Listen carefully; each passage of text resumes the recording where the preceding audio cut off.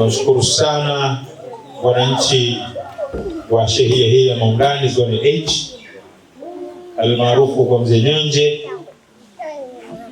kwa kuweza kushiriki nasi katika hafla hii fupi sana ya makabidhiano ya tenki hili.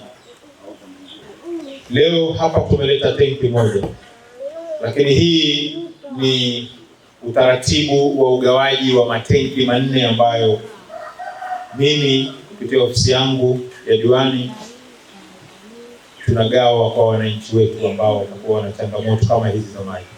Leo hapa limekuja moja, jana tuligawa Maungani kule kwa Kibunju moja, na mengine tunagawa kwenye maeneo mengine ambayo yana changamoto ya maji. Kwa maana haya ni matenki manne na yote ya lita 5,000.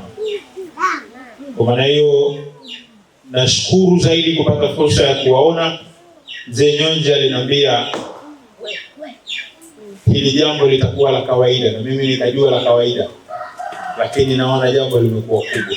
Kwa maana hiyo nakushukuruni sana kwa kuweza kunipokea vizuri, na mimi nimepata moyo ili haya mengine ambayo mmeniambia niyafanye kwa haraka. Hapa pia wakati nakuja nimeambiwa pia hapa kuna wananchi hapa mbele ya ukuta, wao pia wana changamoto ya mipira, ili haya maji ambayo yatatoka hapa yaende huko kwa urahisi. Nalo nimeliandika, nimeshawaambia hapa waniambie kwa wanahitaji mpira kiasi gani. Wanachelewa wao, wangeniambia hapa ni full mara ningetoa hela hapa. Kwa maana kama mna majibu sasa hivi mniambie mnataka roli, hiyo roli itakuwa ni size gani.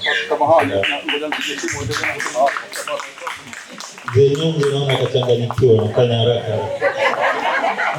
Kwa nikishazunguka sana huko, nakaa na Mzee Nyonje hapa tunazungumza. Akaniambia changamoto ya humo, na mimi nikaenda kuchukua saruji nikaleta kwa ajili ya kuunga nguvu. Na leo tumeleta tenki. Lakini leo kama tutapata majibu, tutaangalia utaratibu wa mpira wa wenzetu na wao tuwape mpira, lakini kuchimba watachimba wenyewe. Kwa maana hiyo nataka kuambia changamoto hizi ni changamoto kubwa ambazo mimi kwa nafasi yangu naweza nisiweze kuzimaliza, lakini nazichukua. Changamoto za msikiti hizi si changamoto hasa za kisiasa. Hizi ni changamoto manake ni uwekezaji wa huko tunapokwenda. Mimi katika utekelezaji wa majukumu yangu ndugu wananchi, huwa ninayatekeleza katika maeneo mawili. Kuna mambo yetu ya utekelezaji wa ilani ya CCM ambayo tumeelekezwa na Chama cha Mapinduzi tutekeleze, lakini kuna mambo ya utekelezaji ama uwekezaji wa huko tunapokwenda.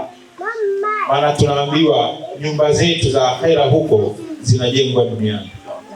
Kwa maana hiyo haya mambo ya msikiti si mambo ya kubeza. Kwa maana hiyo nimeyapokea, nitaenda kukaa na wenzangu, mheshimiwa mbunge na mheshimiwa mwakilishi, kuona hili tunalifanyaje kwa nafasi zetu. Chochote ambacho tutakachokiweza basi mtakiona.